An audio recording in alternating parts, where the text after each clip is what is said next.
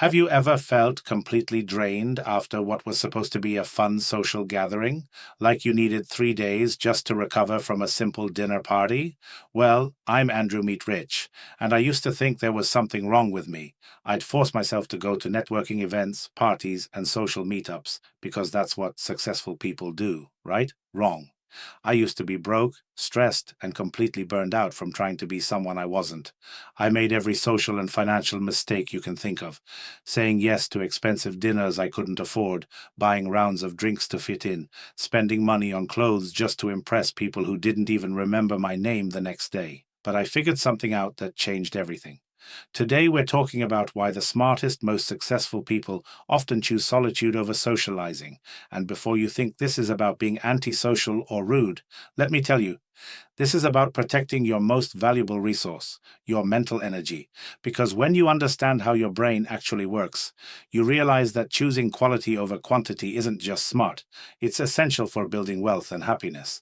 So if you've ever felt guilty about canceling plans or choosing a quiet night at home over another crowded event, this video is for you. Even if today's topic doesn't feel super relevant, the next one could change your life. Hit that like button and subscribe because we're diving deep into the psychology that nobody talks about. Let me tell you about my friend Sarah. Brilliant woman, runs her own consulting business, makes six figures, but every Friday she'd get this pit in her stomach. Why? Because her co-workers expected her at happy hour, her friends wanted her at parties, and she felt like she had to say yes to everything. One Friday, she came home after forcing herself through another networking event, and she was completely exhausted. She told me, "Andrew, I spent 3 hours talking about nothing. Weather, office gossip, who's dating who. I learned nothing, gained nothing, and now I'm too tired to work on the project that could actually change my life." That's when it hit her. She was spending her most precious resource, her mental energy, on conversations that added zero value to her life. She was literally paying an opportunity cost with every shallow interaction. So she made a decision that her family thought was crazy. She started saying no. Within 6 months, she had launched a side business, read 12 books, and felt more energized than she had in years. Her income actually increased because she was investing her time and energy into things that mattered. But here's where most people get stuck. They think avoiding social situations means you're antisocial or broken. They don't understand that smart people have figured out something crucial about how their brains work, and it's completely different from what society tells us. Here's the first reason smart people avoid social life that nobody talks about. Surface-level conversations are more exhausting than being alone. Think about your last social gathering. How much time did you spend talking about the weather, complaining about traffic, or discussing whatever drama happened on social media? Your brain is like a high-performance computer. When you engage in these repetitive, meaningless conversations, it's like running 1,000 browser tabs at once. You're processing body language, tone, social cues, trying to remember names, figuring out when you can politely leave, and for what? To learn that someone's cousin's dog needs surgery? I learned this the hard way when I was trying to network my way out of debt. I'd go to these events, come home mentally drained, and realize I hadn't made a single meaningful connection. I was just burning energy on social static. What if you treated your mental energy like money in your bank account? Would you spend $20 on something that gives you zero return? Of course not. Yet we do this with our attention and energy every single day. Smart people have figured out that one deep, meaningful conversation with someone who challenges their thinking is worth more than 10 superficial interactions. They're not antisocial. They're investing their social energy like they invest their money, strategically and intentionally. The reframe here is simple. Solitude isn't isolation, it's curation. You're choosing quality over quantity, and that's exactly what wealthy people do with everything in their lives. Here's reason number 2. Their minds never truly switch off, and crowds become information overload. Imagine walking into a room and your brain automatically starts analyzing everything.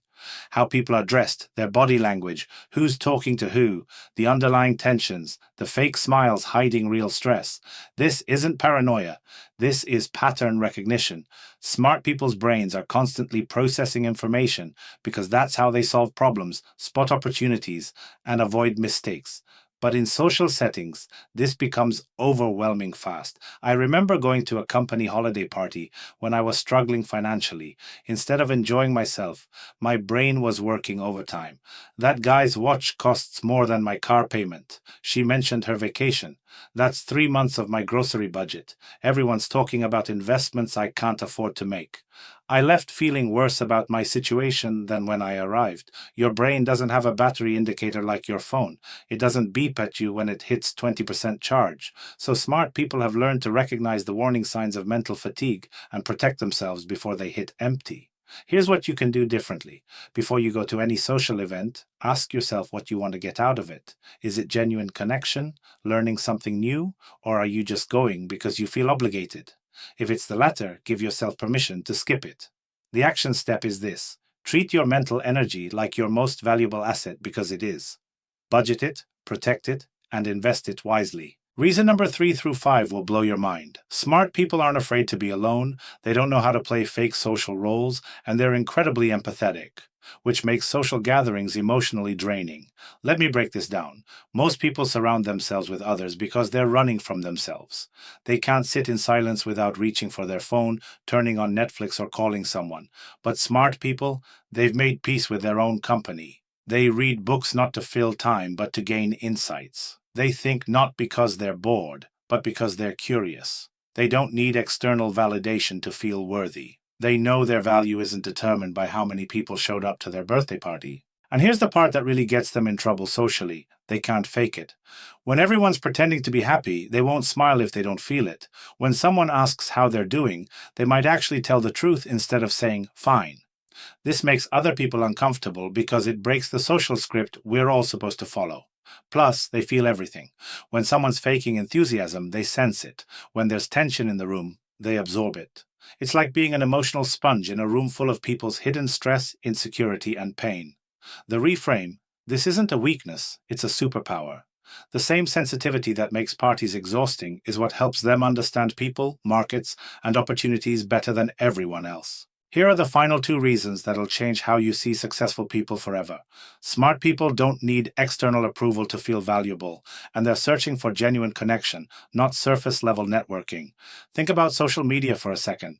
Most people post filtered photos hoping for likes, share their achievements hoping for praise, buy expensive things hoping for admiration. They're essentially paying for validation with their time, money, and authentic self. But smart people know something profound. Your worth isn't determined by other people's opinions. They create because they want to contribute something meaningful, not because they need applause. They share knowledge because they want to help, not because they want to be seen as smart. And when it comes to relationships, they'd rather have 3 deep friendships than 30 shallow acquaintances. They want conversations that change their perspective, challenge their thinking, and help them grow.